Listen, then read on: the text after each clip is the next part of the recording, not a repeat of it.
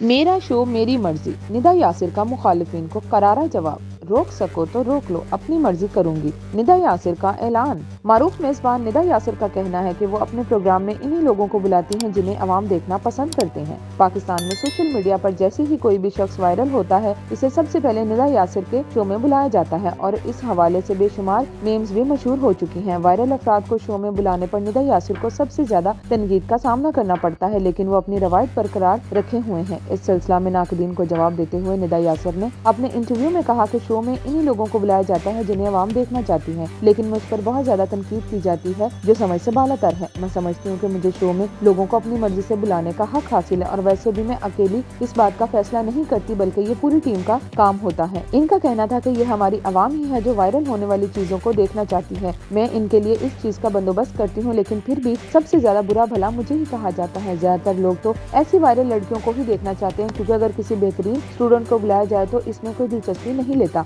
मैंने दना नीर के साथ ACCA के इम्तहान में दुनिया में सबसे ज्यादा नंबर हासिल करने वाली ज़ारा नईम को भी अपने शो पर बुलाया था, मगर इस शो में क्लिप सिर्फ दना नीर के वायरल हुए थे। निदा यासिर का मजीद कहना था कि मैं इससे पहले कई मरतबा बासलाहियत अफराद को बुला चुकी है, मगर वो प्रोग्राम ज्यादा नहीं चले, जबकि दना नीर और आयशा वाले क्लिप्स खूब वायरल हुए। लता के गाने मेरा दिल ये पुकारे आजा पर डांस से वायरल होने वाली लड़की आयशा को अपने शो पर बुलाने पर वजाहत देते हुए निदा ने कहा कि इनके डांस की बेपनाह मकबूलियत की असल वजह जानने के लिए इन्हें प्रोग्राम में बुलाया था।